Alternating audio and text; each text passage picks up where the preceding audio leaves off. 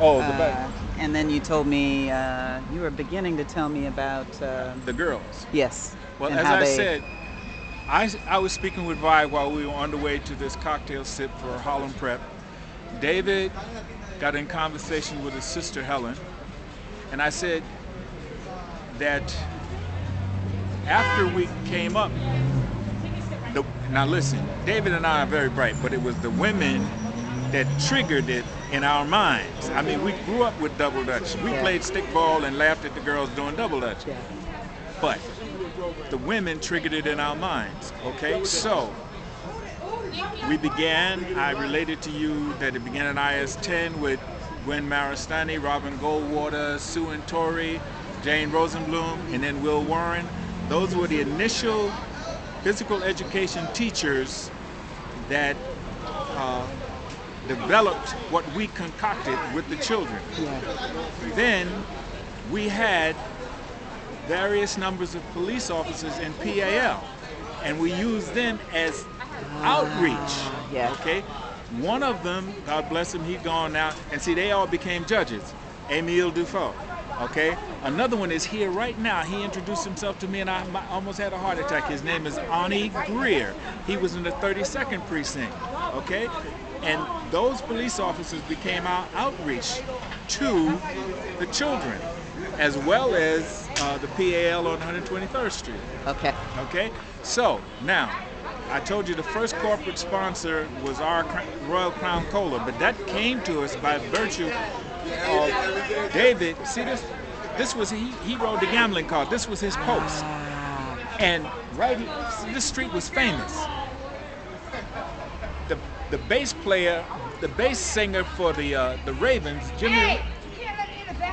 Jimmy Ricks, used to work there in A.J. Lester, Okay. famous bass singer, the most beautiful bass singer in the world. Okay, and I worked at the VA with a doorman, Sam Franks, who was worldwide known. But Mr. PR in Harlem was Jimmy Booker, and Jimmy is the one that took us to, in this order, Royal Crown Cola. Then he took us to Mobil Oil.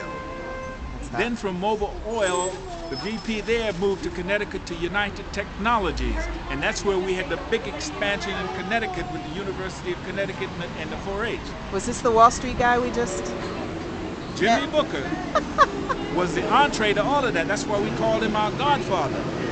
And then with Mobil Oil, we went to Philadelphia, Washington, D.C., and we hooked up with the D.C. Police Department. I can't think of the female officer's name. I have it. Okay. I have it. And I found out this past year that she's still on the planet, so that was wonderful. Then, after we did United Technologies, guess what Jimmy did? He hooked us up with a guy named Frank Guyan, who was like a community outreach person for the McDonald's Corporation. And that was key. Boom, explosion. I mean, That's a good segue to the Fantastic Four. I 'Cause traveled they came all under over that, the world. See, right? I traveled all over the country with them. We used to do things like I would meet Gwen in an airport in Minneapolis. She would pick up the kids on the tour then, and I'd come on home. Now, I stayed at this for about 10 years, but I had a wife and family at home, and it got too rough, you know? Got it. And we did a film some time ago, and I don't want to laud myself, but one of the things I said in that Love film is that film. double dutch is a cruel mistress.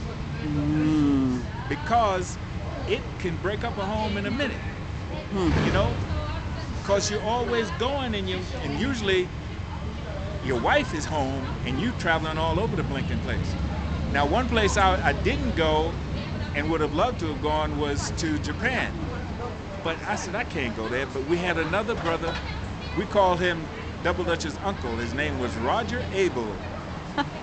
And I can say I sent Roger to Japan. But Roger took Double Dutch to Japan with a Double Dutch team, okay? Roger took Double Dutch to Japan. But like I said, well, let me get back to Frank Guyan was our connection with McDonald's Corporation. And that was all over the country, LA, San Francisco, Minneapolis, this place, that place. Did you guys work with beyond the Black McDonald's organization in the Sure. Midwest is huge, but you worked with other owners as well? Sure. See, one time I didn't even go to the McDonald's corporate headquarters. I was lazy, but we began to understand the whole structure of McDonald's. You had corporate McDonald's, and then you had owner-operators. And around the country, we would go to various stores and do our thing. I heard they McDonald's performed right in the here- McDonald's parking lots. Yeah, this McDonald's right here. Yes, the one on 125th. This was the first urban McDonald's owned by, he's now deceased, God bless him, a New York City motorcycle cop. His name was Lee Dunham. Wow. And they had a special loan program for minority owners. And they gave them a special rate because the first black McDonald's owner used to work for, oh Lord, there's that MCI again, mild cognitive impairment. Lee Dunham? No, he wasn't. He was the first urban black owner. He owned the first urban McDonald's. Yeah, but the chauffeur for the guy who developed McDonald's was the first black owner in Chicago. Wow. My question in the interview is, when are you guys going to the Olympics? That's, Should be in the Olympics. You know how long that's been going on? Who should be in the Olympics? come over here. That's been a